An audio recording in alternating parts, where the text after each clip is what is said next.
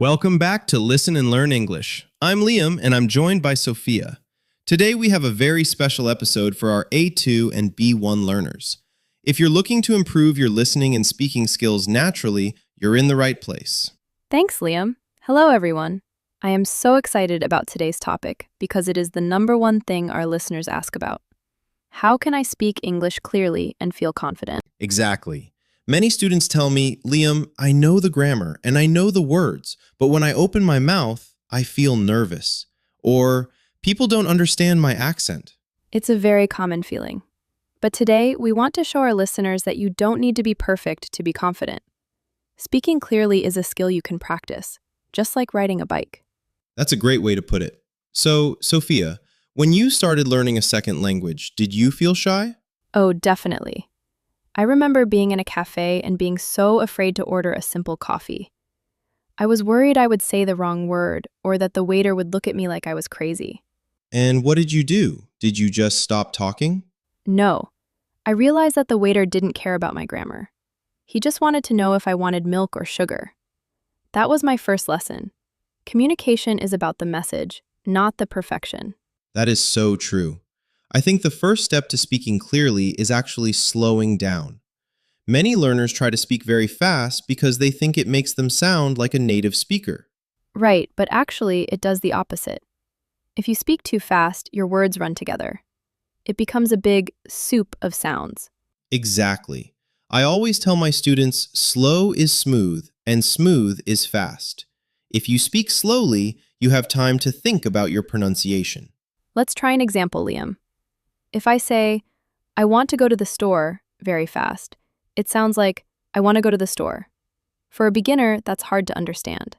But if you say, I want to go to the store, it is very clear. It gives the listener time to process what you said. And it gives the speaker time to breathe. Breathing is so important for confidence. When we are nervous, we hold our breath. Yes, and then our voice gets high and shaky. So, step 1, take a deep breath and slow down. Now, Sophia, what about eye contact? Does that help with confidence? It helps a lot. When you look at the person you are talking to, you show them that you are present. Even if you make a mistake, looking at them helps you see if they understand you or not. That's a good point. You can see their face. If they look confused, you can try to say it in a different way. Right.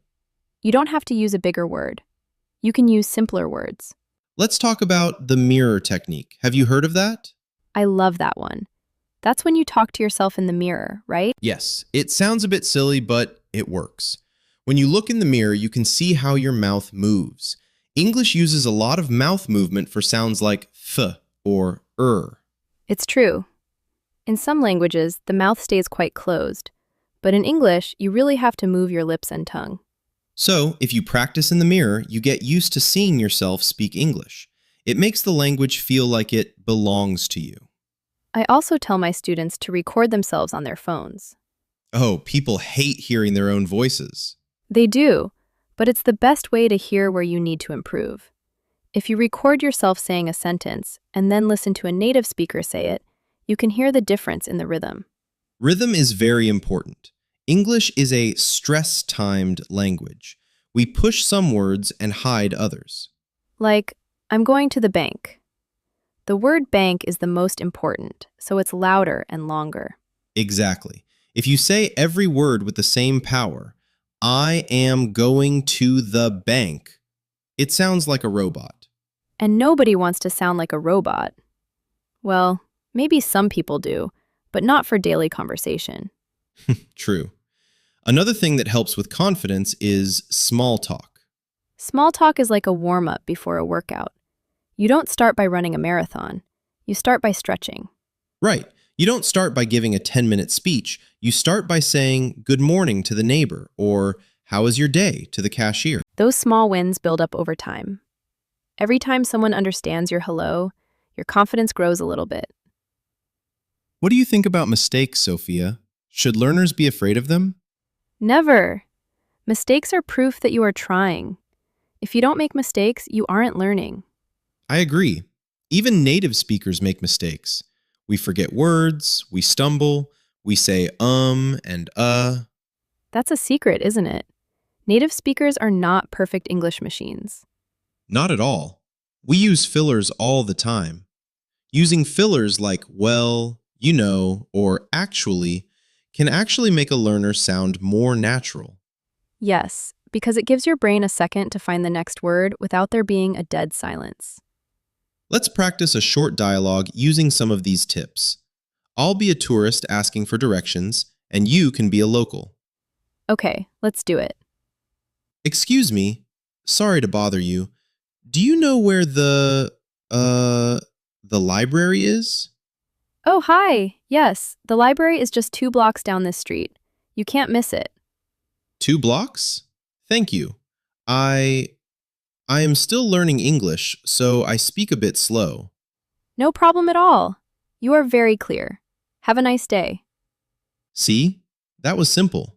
I used a filler, I spoke slowly, and I was honest about my level. And as the local, I was happy to help. Most people are kind. They aren't waiting for you to fail. They are waiting to understand you. That is a very important mindset. Most people want you to succeed in the conversation. Liam, what about thinking in English? People say that's the holy grail of confidence. It is. If you translate from your native language in your head, it takes too long. That's why there is a delay when you speak. How can a B1 learner start thinking in English? Start with your surroundings. When you are walking, name the things you see. Tree, car, blue sky, cold wind. Then you move to sentences. I am walking to the bus stop. I am hungry. I want a sandwich. Exactly. You are building a direct connection between the object and the English word. No translation needed. It's like building a muscle. The more you do it, the stronger it gets. And when you feel stronger, you feel more confident.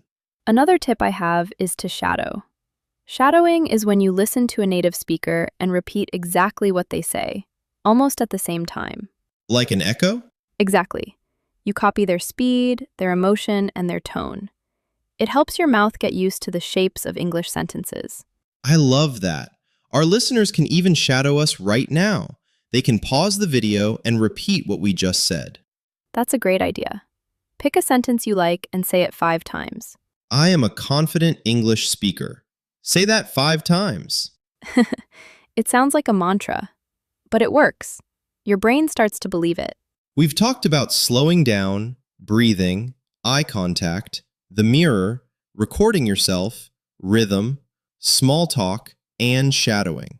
That's a lot of tools. It is, but you don't have to do them all at once. Pick one this week. Maybe this week you just focus on speaking slowly. And next week, you focus on eye contact. Step by step. Remember, the goal is to be understood, not to be a walking dictionary. Well said, Sophia. I think our listeners are ready to go out there and try. I think so too.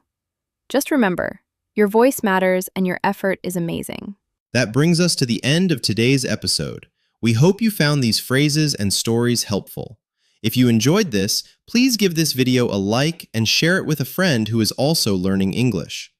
To make sure you never miss an episode and to keep your learning journey consistent, don't forget to hit the subscribe button and turn on notifications.